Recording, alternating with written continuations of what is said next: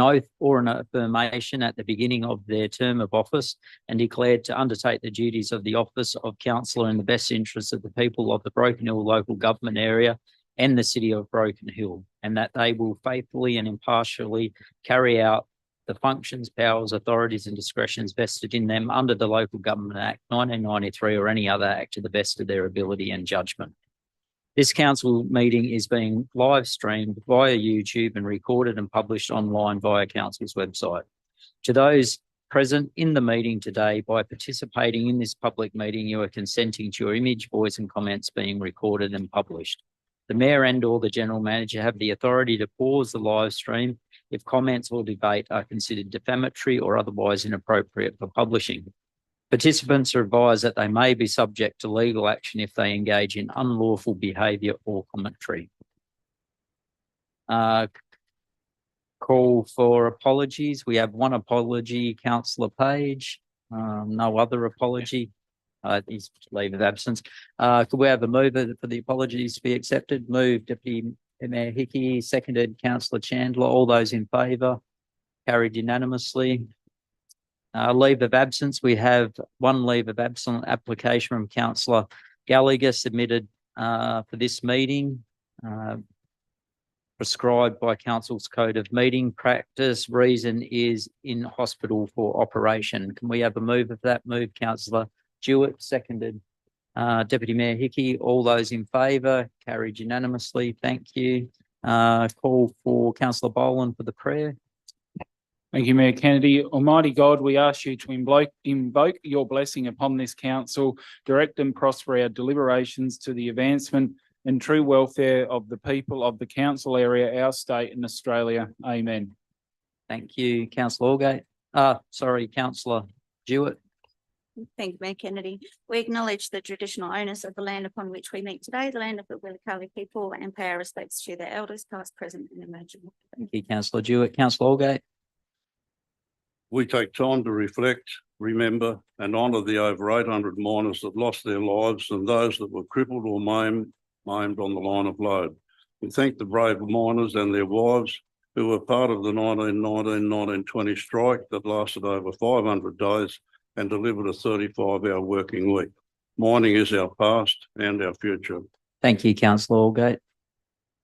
The first public forum session of 15 minutes duration will consider submissions from the public regarding matters listed for consideration at this meeting and also on general matters. The public have been advised through notices in the Barrier Truth and on Council's website to register by 4 p.m. today if they wish to address Council during the public forum session.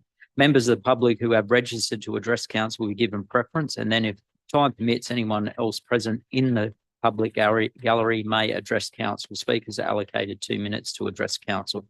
Council received nil registrations. If there's any members, Mr. Cools.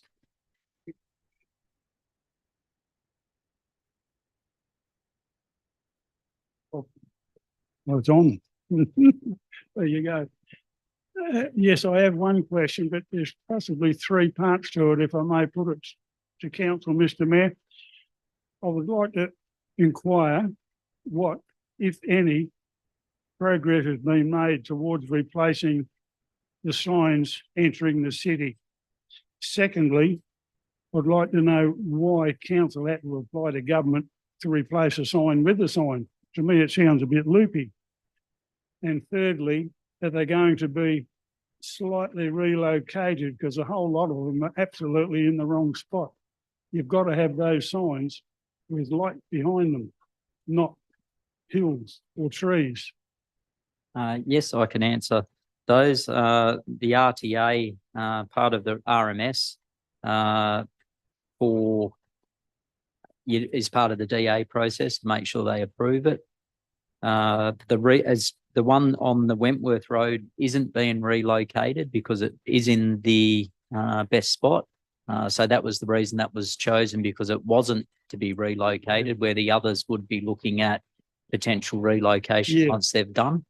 Well, I may butt in, yeah, because some of them, Mr. Mayor, you're not even aware they're there. Yes, unless you're really looking. So that was the reason the one on the Wentworth Road was chosen, was because it is in the right spot, where some of the other signs aren't in the right spot, which means that they would have the slab would have had to have been redone. Where Yeah, this is two classes exams would be one, the airport one. You don't even see it coming in, and the one on the Wentworth, Sydney Road, if you like. yeah. So they're You're not actually even aware it's there. probably the only one that was in the proper spot was the Mm. Wentworth Road. So I think it's about March or so. So March is when will be completed. The one on the Wentworth Road, it is a sign. March. Yeah, March. Thank you. And I it's a read people sign. ask. The sign depicting the mining heritage. Yes, yes. Yeah. Thank you, Mr. Thank Mayor. I you. appreciate your comments. No worries. Any other speakers? No. Move on to item 8, minutes for confirmation. Do we have a move for the minutes? Move the Moved minutes. Councillor Allgate, seconded Councillor Chandler. Councillor Allgate, any amendments or comments? It's a reflection of the meeting. Any other comments? All those in favour? Declared the motion carried unanimously. Thank you. Move on to item 9, disclosures of interest. Do we have any disclosures of interest? Yeah, Mr. Mayor, Merrill Minute number 1, non-pecuniary, as I'm President of Local Government New South Wales, and I'll leave the chamber. Thank you, Councillor Turley. I'll declare a non-pecuniary, non-significant interest in the confidential matter for discussing lighting at the tennis. I will not leave the room. I will stay in the room and vote. I play tennis, not a board member or anything like that. Merrill Minute number 10, supplementary agenda number 1, Councillor Turley. Is that the one you said you were moving out?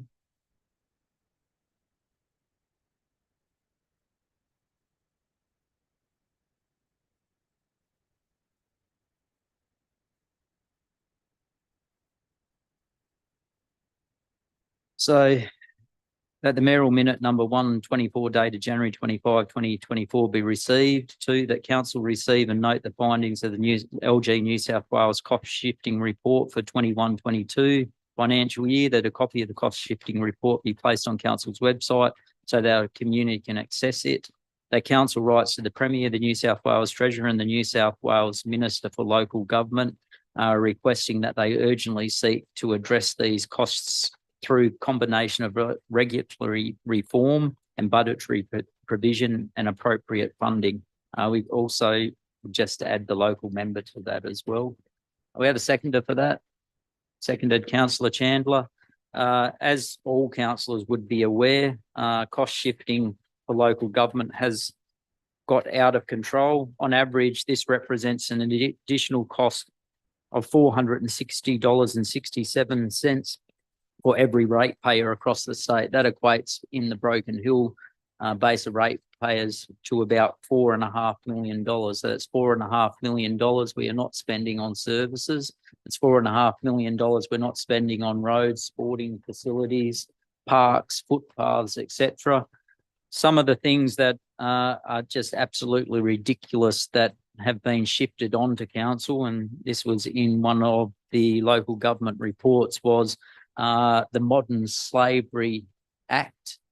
So now councillors twice a year have to put a lot of effort in to make sure that chain lines do not include modern day slavery. I don't know how they expect, the premise is fine, but the federal government shouldn't be allowing companies into the country that deal with slavery. It's not, how could a council possibly know the chain links of the people that we procure things from? It might seem good to the government when they move these things, but they should be, the federal government should be the ones doing it. The state government, certainly not councils looking at modern day slavery. There's no way we could possibly understand that, but it still is a significant cost to our community because someone has to be employed to write the reports, look into the background of all quotes, all tenders, make sure there's no chain lines for modern slavery. We all know that one of the reasons Cobalt Blue will do really well is because it's ethical cobalt, because it's not the batteries that will be made does not come from the Congo, which is based on slavery. But as we all know, the government regularly buys batteries, which definitely has modern day slavery as a component of their chain supplies. So they're the sort of things that cost this community a lot of money. There's many other things, a lot of red tape, a lot of times consumed. People were employed or their time's taken away from other things that could be done for council. Do we have any other speakers? Councillor Boland? Thank you, Mayor Kennedy. Just the comment, and I found it on the page as well, the $460.67 per ratepayer.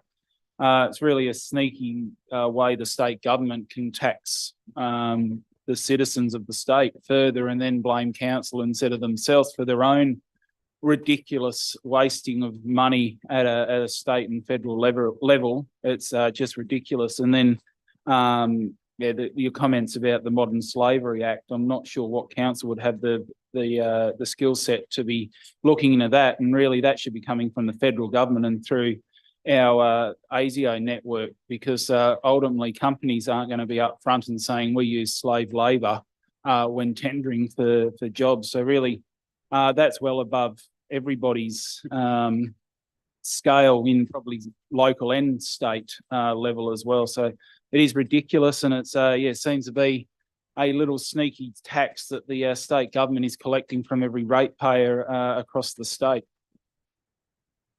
Thank you, Councillor Boland. Any other speakers? All those in favour? Carried unanimously. Thank you. We grabbed Councillor. Thank you.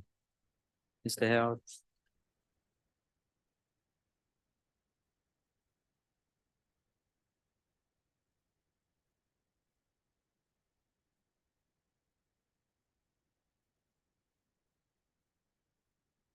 I don't think you'd be surprised, Councillor Turley, it was passed unanimously. Supplementary agenda number 2, Merrill Minute, Williama High School. That recommendation, Merrill Minute number 2/24 dated January 31, 2024 be received, that council write to the New South Wales State Government seeking a guarantee they will not permanently close the Williama High School, and that 2 high schools will be maintained in the city. That the New South Wales State Government provides subsidised access to tutoring for Williama school students whose learning may be affected by the temporary closure of the high school, and that these subsidies be available for the duration of the temporary closure. Do we have a seconder for that? Second, Deputy Mayor Hickey. We all know just how devastating the news of the mould in the school. I think we all hoped that it was going to be a quick fix. It's been made pretty clearly it's not going to be a quick fix, with year 11 and 12 students being transferred to Broken Hill High, year 7 and 8 at the North School, and 9 and 10 at the Morgan Street School. Not only is this really hard for the students of all schools involved, it's also very difficult for the teachers that are involved. It's something that needs to be addressed, and a lot of the people need their anxieties need to be put at rest by the state government explaining very quickly that they intend to reopen the school and we go back to things as normal, because we as a council have made it quite clear we see the population growing, particularly with over 2,000 jobs coming in the next few years. They can be added at least 2 to 1 for population growth. We cannot afford to lose the high school, and we need it repaired as soon as possible. Councillor Brown? Yes, I had a question. I'm just wondering whether that suggestion that the schools be kind of amalgamated and that Williama not be reopened, if that's actually been made. Do you know if that's a serious possibility or just kind of preempting? Preempting, because it's just, but a lot of people in the community are worried that's what is happening. So we need to get the state government to come out. So there's been no talk of that actually happening, but so it's a preempted statement from the concern that the community are voicing, that they If it comes into millions and millions of dollars, they're afraid that, you know, the school will be closed, that sort of thing. Yeah. So there's nothing from the state government to suggest that, and they've been very positive about doing all they can to ensure that the school remains open and that any remediation work that needs to be done is done. Yeah, just and Would have been my question. a second question, if yep. I may, or a comment, I suppose. I heard today, and I wasn't aware of this, that the materials that say, you know, students, particularly senior students, have had at the school are not being able to be retrieved, so that they'll actually lose work that they've done and you know, possibly equipment, electronic equipment. So I'm not sure of really the full facts about whether that's the case. But if that is the case, then those students could be, you know, apart from the extra tutorial assistance, they could be, you know, they could need a lot of extra sort of recognition of lost work. I'm sure that, I mean, that's happened before when schools are flooded and so on. So it's not unknown, but could be a really serious thing if and teachers' materials as well, all of that, if that's the case, if they can't actually retrieve material from there. So it really has a lot of implications. Quite happy to add that if you'd like, Councillor Brown. Yeah, recognition that to the school, that they make all attempts to recover any items that can be recovered, and items that Yes. can't be recovered to be placed in some form. to replace, but also recognition for Correct. work lost, particularly for you know, for year 12 students who've already done you know, a term of year 12 anyway, so they would have work already, assessment tasks and that sort of thing, possibly. I mean, again, I don't know for sure, but it's better to kind of cut it off if that's a possibility. All right, we've added that. Deputy Mayor Hickey. Yeah, thanks, Mayor Kennedy. I just think that we've got to really stay on top of this, because it'd be very easy for this government just to not come up with goods of a school and amalgamate to one school, and that would drive the city back down. We need to push for a second one. We're trying to grow the city, and I just think they could do a big cost saving by doing it, and you know, and it's going to detriment to us severely. Yeah, we need to make sure the politicians understand, because it's too easy for bureaucracy to just look at the bottom line, where we know politicians will. Councillor Turley. I'm sorry, have you been, sorry I missed this, but as we only got the Merrill Minute recently, but have you been briefed by the Department of Education of what they see the timeline as cleaning up the mould? Because cleaning up mould can take, you know, if not years to really clean up. So I'm just concerned about, you know, and I agree with you, the concern about how long our students will be displaced. Yes, so it's at this stage, it's a term, but we all know that it's probably not likely to be a term. That's why we want to get in pretty quickly and let them know that it is vitally important that children receive a good education. We must also remember that a lot of those students have gone through COVID, where there was disruptions to their learning, and now this on top of it. It's a very broken up last 4 or so years. So we just as a council need to make sure that the state government truly understands that just how much impact this is going to have on the community, and that they need to do it as quick as possible. If they're thinking 12 months, they need to do it in 6 months. Any other speakers? All those in favour? Carried unanimously.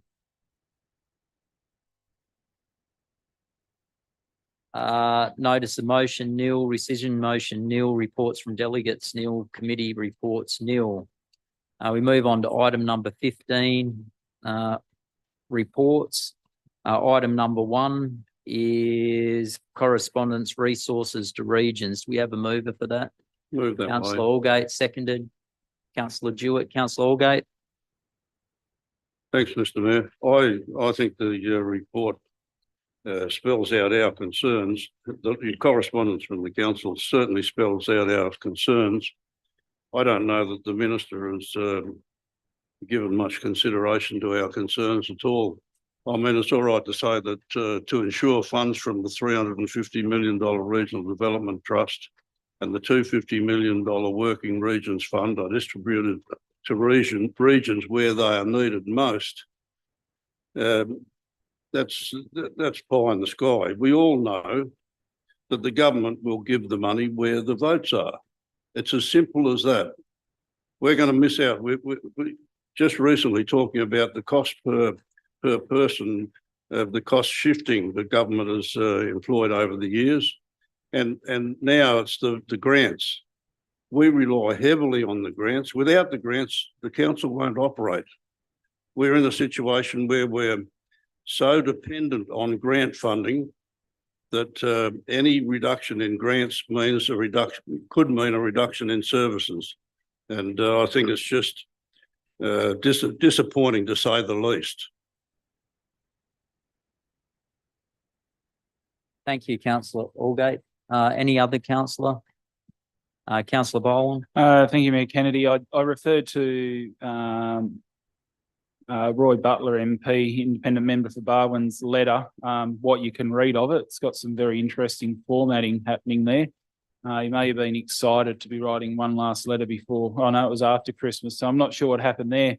But basically, the last paragraph, or the second last paragraph, refers to the $350 million Regional Development Trust and the $250 million Working Regions Fund. The ones of us that attended the roundtable back in early December, I believe it was, quickly worked out that won't be enough money, near enough money, to cover what will be lost from the resources for regions. And Mr.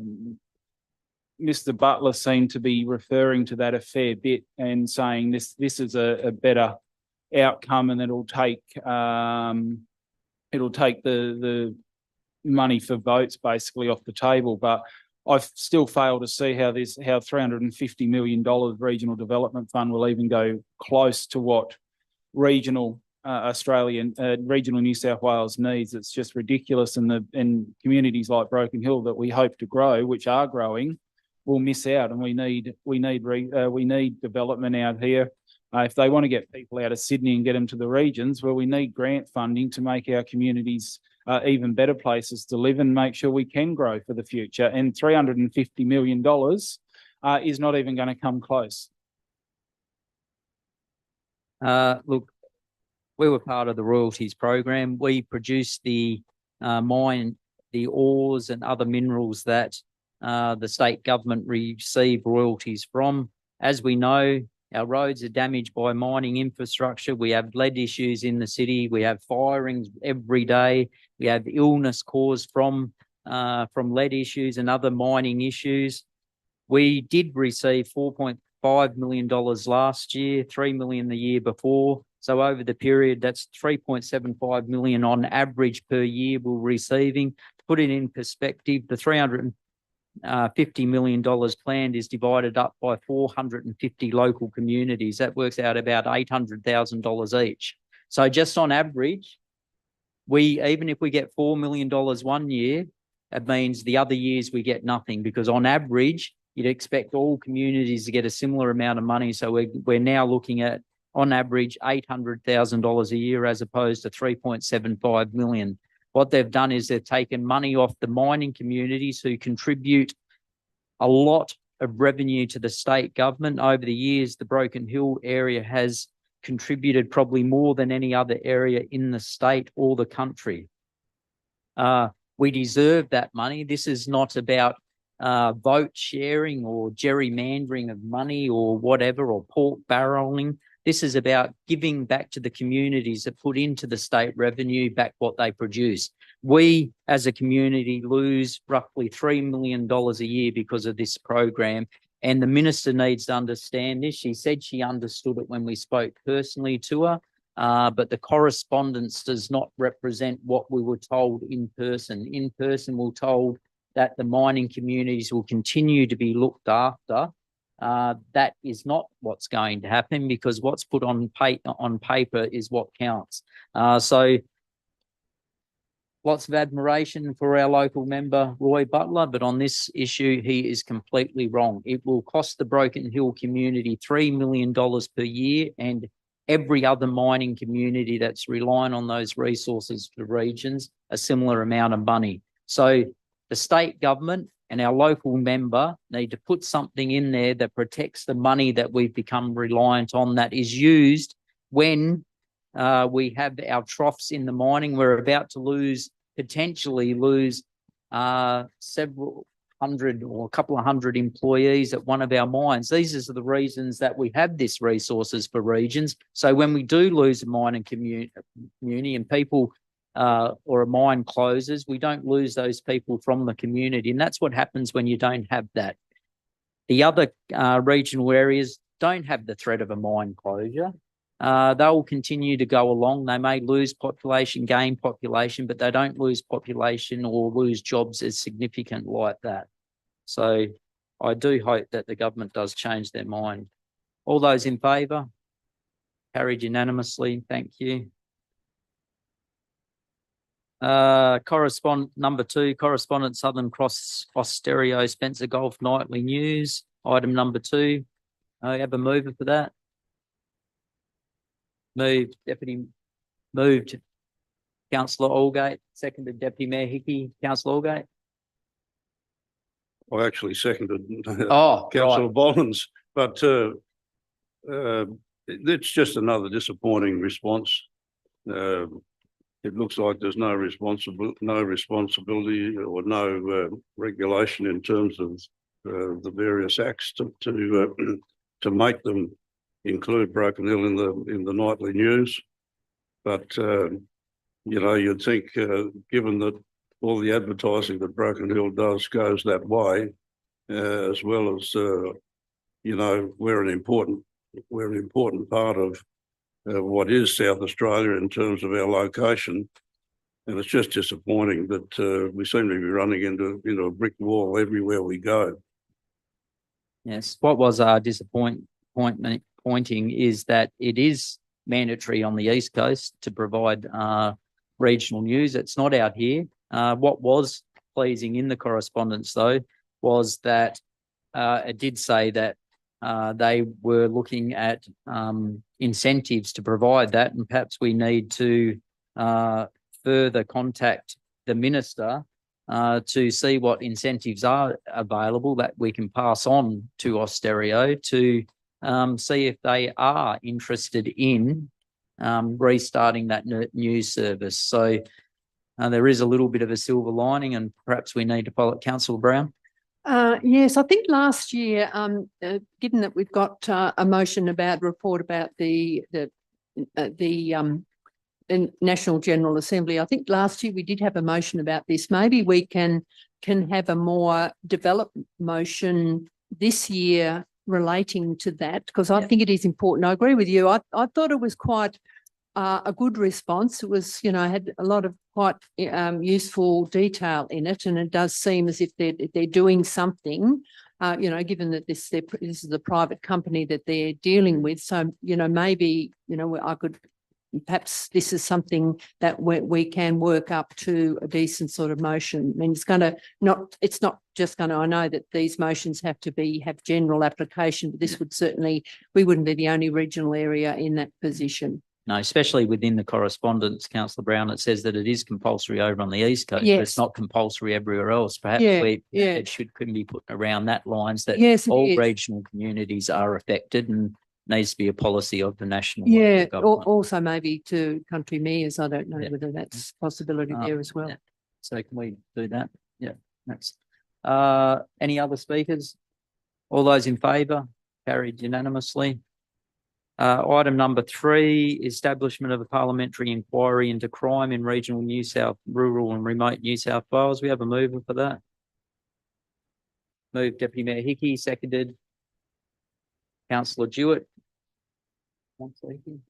Yeah, thanks, Mayor Kennedy. Well, it came up at the mayor's meeting that they'd put in submission to the government about this, and they acknowledged that in their correspondence. I think it's pretty well written as.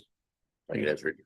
I think what more or less was saying is the police minister said that he will take on all these things himself rather than have the inquiry. I still think as a council we support an inquiry, because let's face it, the inquiry often will bring things out in the open that perhaps people weren't considering at the time, and that would include the police minister. But hopefully something does happen in the future. Councillor Brown? Yes, Mr. Mayor, just a question, and I may have, forgotten something, in relation to this question, but, a few months ago, the councillors had an update meeting with, some of the local, police officers, the senior police. And, we asked if we could have some up-to-date statistics on sort of crime in this area. I don't know if that's been received. I don't recall receiving that, but it might be quite interesting at to this- kind of follow that one up. February council meetings briefing, Councillor Brown. So we will get it Yeah. in February. All right. Yeah, Yeah. Yeah. And perhaps, Mr. Mayor, because we were promised it before, because I raised the question about not getting the stats, we could remind them the week of the briefing so they can bring them with us. Yeah, for So sure. they're not, if they don't forget again. No worries. Yep. Happy with that.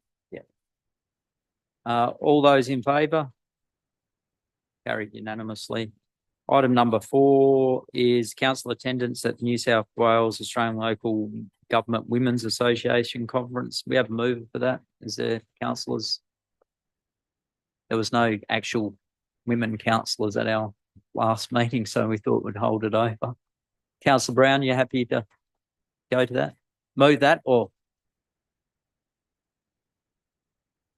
Yeah, all right. So moved with councillor. I'll second the motion, but I won't be going because Right. it's St. Pat's weekend. Oh. Oh, well, councillor Brown, you'll be representing the city. So we have the motion with councillor Brown's, seconded by councillor Turley. Like to speak to that councillors? No. All those in favour? Carried unanimously. Item number 5, councillor attendance at the National Assembly of Local Government to be held in Canberra on the 2nd of July, 2nd to the 4th of July, 2024. We have a mover for that. Aye. Seconder, councillor Chandler. The council advised they're interested in attending. So councillors that are interested to please let the General Manager's office know by February 16 or tonight. No? Oh, councillor Allgate, sorry. Oh, councillor Turley, sorry. Sorry, I was So- just going to say it also includes the Australian Council of Local Government on the 5th of July. Yeah, righto. Councillor Allgate, I was just going to say, I wouldn't mind going to that one. all right. Yep, just have that in there. Councillor Brown. Councillor Chandler. Righto. All those in favour? Carried unanimously. Item number 6, General Assembly of the Local Government call for motions. So we'll include that Central Southern Cross Austereo. We have a mover for that. Recommendations, move councillor Brown, seconded councillor Turley. Councillor Brown, you'd like to speak to that? No, nothing further to add. I was just trying to think of some more motions too, but I think there's- Actually, now that you said that, councillor Brown, perhaps the cost shifting as well. Individual items rather than just cost shifting as a thing. If we could perhaps as a council get some of the things that are most costly for our council and see if we can as a national conference start putting some of those things that have been put onto local government back onto the appropriate state. I reckon that would probably be a decent one. You happy to add that, councillor Brown? Councillor Turley? Sorry, Mr. Mayor, I just thinking, a thought, and it's around recognising the impact of the free. Do you remember the freezes we had on the FAGS grants? There was several years of it, and that has had a greater impact than people recognise on our budgets. And I think, maybe we could put a motion in there around recognising the impacts of those FAGS freezes on long-term financial sustainability of local government as one of those motions to remind the Prime Minister of what a former government had done. Are we able to actually get together what our costs have gone up by but how much they haven't gone up by, as well as in the motion, so we have an actual example? Yep. Any other councillor wish to speak on the matter? All those in favour? Carried unanimously. Item number 7, adoption of the draft agency information guide. Mover, Move that way. councillor Boland, seconded councillor Turley. Councillor Boland, you want to speak to that? It's all written in the policy. It's an update of an important policy. Make sure that we're all doing everything we should as per the guidelines. So nothing further to add. Thank you, councillor Boland. Councillor Turley? No. All those in favour? Carried unanimously. Item number 8 is the adoption of the draft public interest disclosure policy. We have a move of the recommendation. Move that way. Move councillor Boland, seconded councillor Jewett. Councillor Boland? Same as the last item 7. It's an update to make sure we're all up to date with the latest policy and the act. So it's all written there and nothing further to add, Mayor Kennedy. No. Councillor Jewett? No. Any other councillor? No. All in favour? Carried unanimously. Item number 9 is the adoption of the draft Albert Kirsten Mining and Mineral Museum Geocentre Collection Management Policy. Mover, councillor Jewett, seconded councillor Brown. Councillor Jewett? To speak to that? Sorry, Mayor Kennedy. Just, I did have questions, but I can leave it to questions on notice if you like. It's up to you. Yeah, thanks.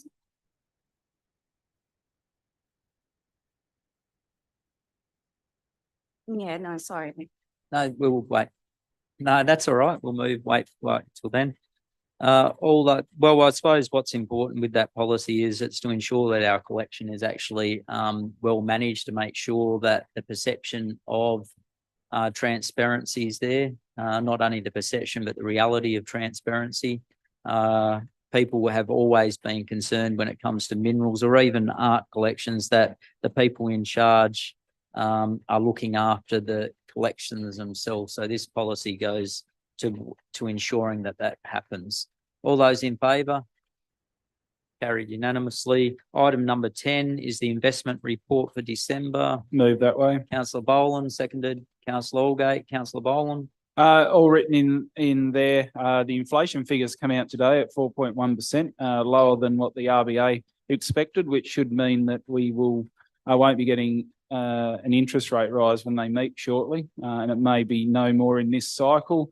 But looking at the council's portfolio, it's great to see quite a significant amount of money in those term deposits, making best use of this high interest rate cycle before the cycle ticks back down. The chief economist of Westpac expects a 25 basis point reduction in rates after interest rates after the September this year, so making good returns while that cycle's at the higher end. Thank you, councillor Boland. Any other speakers? All those in favour? Carried unanimously. Item number 11 is the action list. We have a move for that. I'll move that way. Councillor Boland.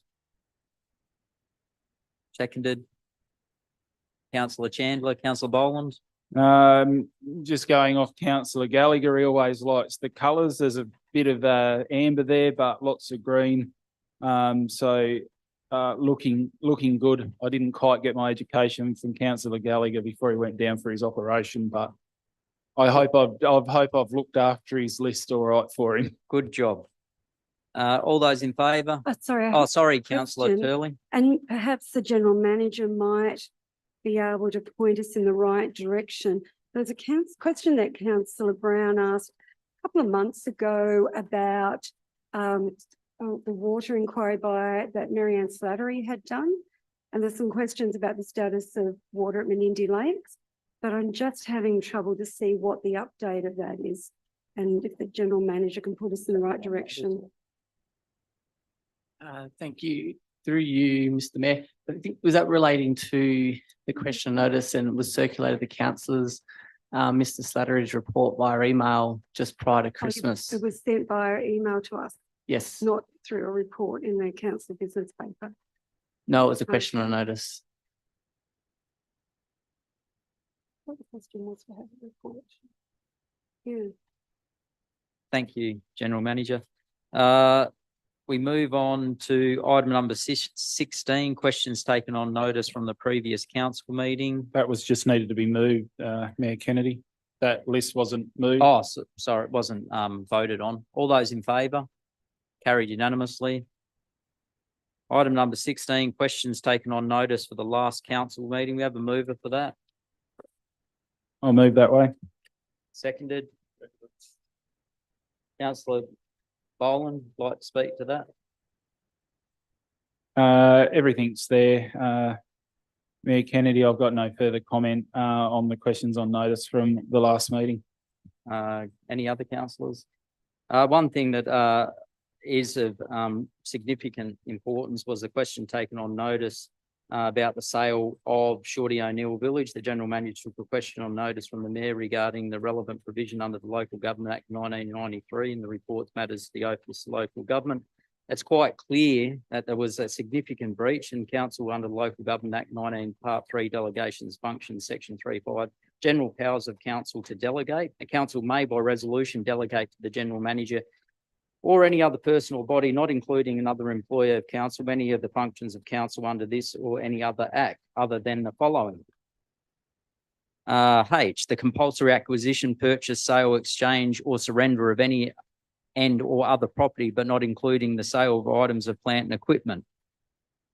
Councillors are totally in charge of all financial decisions, What happened then was the General Manager actually Council's resolution of the August 26, 2015 approved the sale of Shorty O'Neill Village by auction process. This resolution satisfies section 3577 of the Act to sell the property by auction process. However, the property failed to sell at auction on the 1st of June 2016 and appears to have sold by private treaty with contracts sold on the 31st of August 2016. Council under regulations had to report that because it was a breach of the Local Government Act. Section 393B, exercise of council's function during caretaker period. The following functions of council must not be exercised by the council or the General Manager or any other delegate of council other than the Joint Regional Planning Panel, the Central Sydney Planning Committee of Local Government Planning Panel during a caretaker mode period. Entering a contract or undertaking involving the expenditure of a report by council of an amount equal to or greater than 150,000 or 1% of council's revenue from rates in the preceding financial year, whichever is larger. Determining controversial development applications, except where a failure to make such determination will give rise to deemed refusal in the plan. Such a deemed refusal arose before the commencement of the caretaker period. So not only was it above the 150,000, it was also controversial and was actually an election issue at the time, which made it really quite bad considering a number of councillors actually and mayoral candidates actually run and stood on the platform of opposing the sale of Shorty O'Neill Village, which was sold in caretaker mode under controversy, well above the $150,000 amount. The appointment or reappointment of a person as a council's general manager, removal of the person from the position other than an appointment. So that's just part of the act. Despite the subclause, the sanction may be exercised in particular case with the consent of the minister. We didn't have the consent of the minister, so that wasn't a question. 3, in the clause, caretaker period means a period of 4 weeks preceding the date of an ordinary election. That was the date, for way short of the 4 weeks. Controversial development applications means a development application for designated development for which at least 25 persons have submission during community consultation. Well, we know that happened. Many people put in applications. No evidence can be found that ministerial consent was sought to execute sale contracts during caretaker period, and the sale of the contract was signed by council on the 31st of August 2016. Which was during the caretaker period for the 2016 local government election being Friday, the 12th of August, 2016. So 19 days after caretaker mode started. So I do hope that the state government looks at this, and I have no doubt that the state government's going to come back and say just how bad of a issue this is, and what they would normally do the local government would be ask the council to retrospectively approve it. I can pretty well assure everyone here, there's no way that this council is going to retrospectively approve such a terrible decision. So time will tell just how bad this is for this council, but I can assure everyone here, it is one of the worst things I've seen on local government. All those in favour? Carried unanimously. We move on to item number 17. Questions from this meeting for the next meeting. Do we have any questions for Councillor Boland? Thank you, Mayor Kennedy. I've just got one that's to do with the health service in Crystal Street and fit packs and needles are once again becoming an issue for business owners along that laneway, especially the ones where the businesses face Argent Street.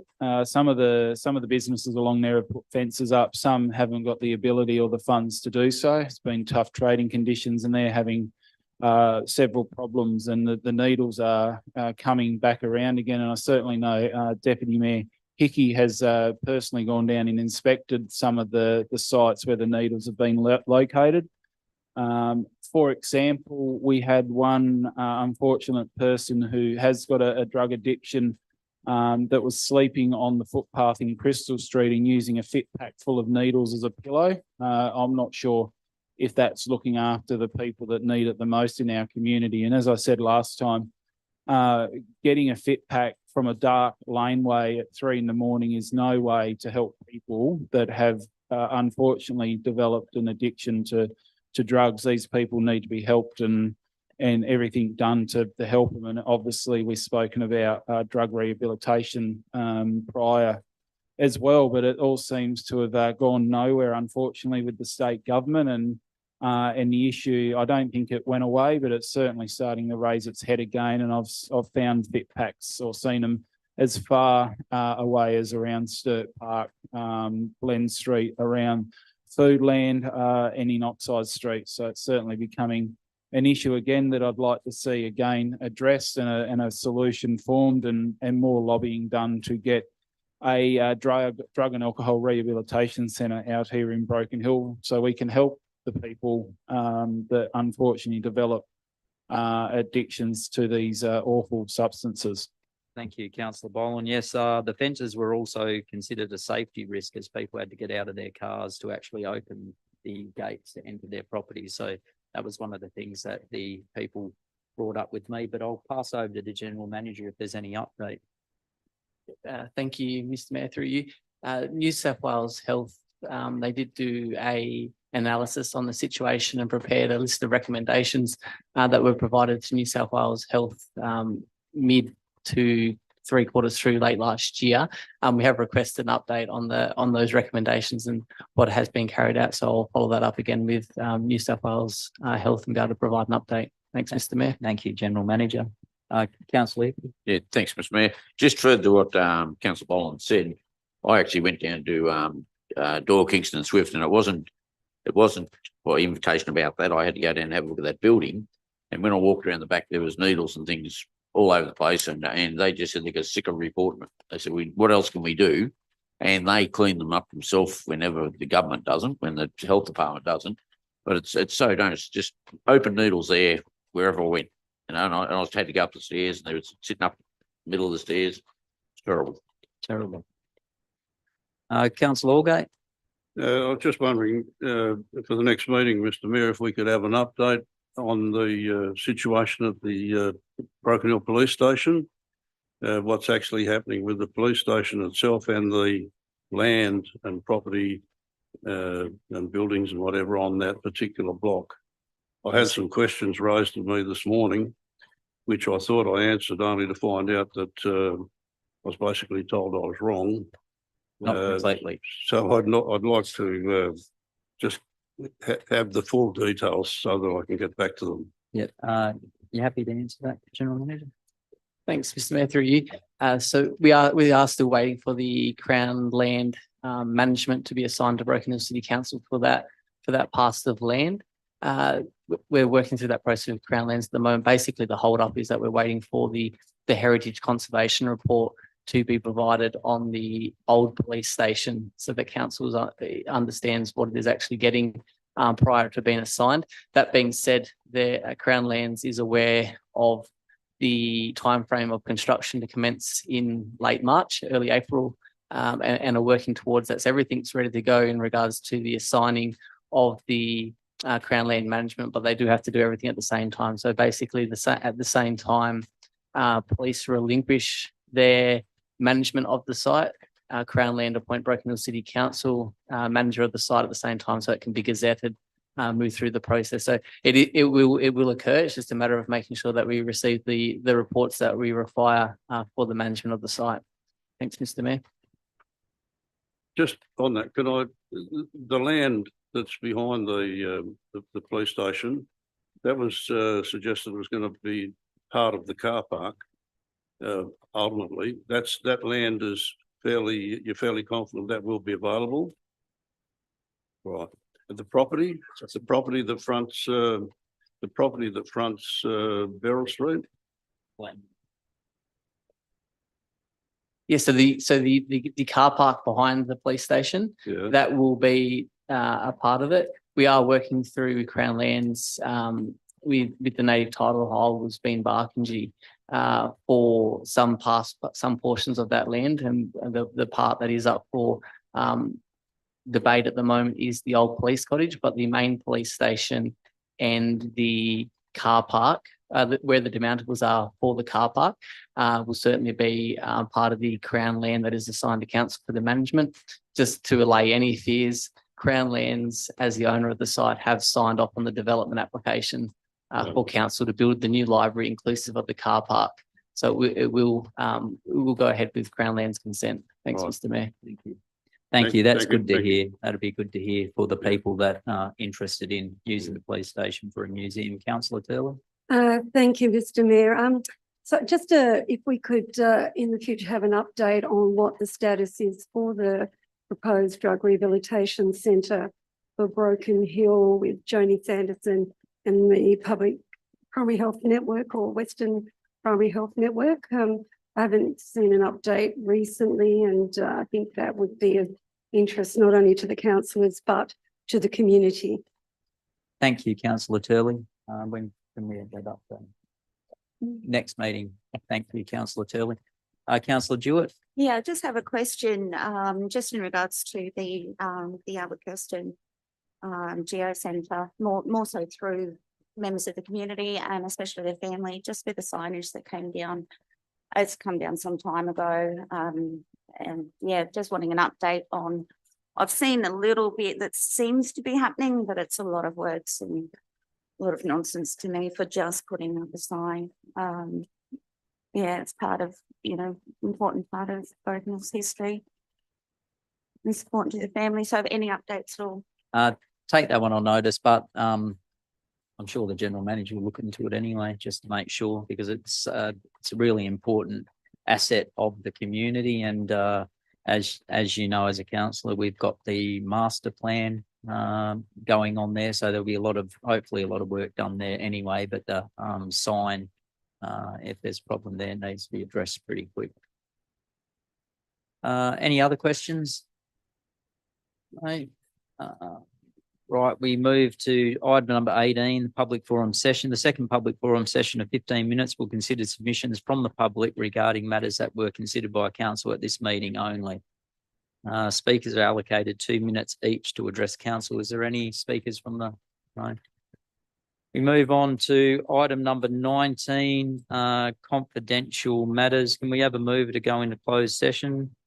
Move Councillor Hickey, seconded Councillor Chandler. All those in favour? Carried unanimously. Just for the members of the public and the media that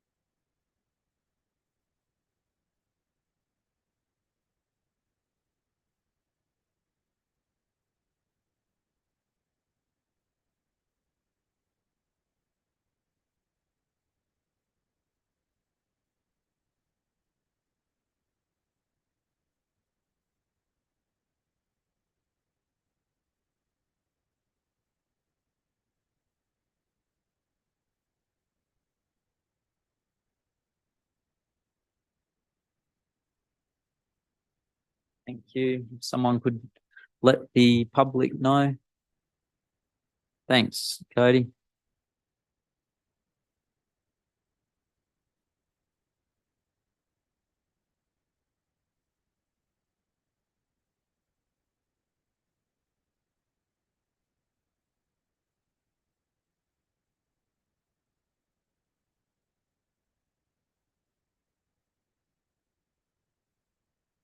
The general manager will move out the resolution that was passed in closed session.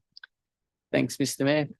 Council resolved in confidential report 1, request for quotation, O'Neill Tennis Courts lighting upgrade. Council resolved 1, that Broken Hill City Council report number 12/24 dated January 18, 2024 be received. 2, the council approve an additional amount of $236,875.40, excluding GST, which equals a revised total budget of $359,275.40, excluding GST, for the upgrade of the O'Neill Tennis Courts lighting. 3, that council approve the quotation package tendered by MBE for the total price of $326,614, excluding GST. Thanks, Mr. Mayor. Thank you, General Manager. At the end of this. Oh, right. I declare that the ordinary council meeting closed at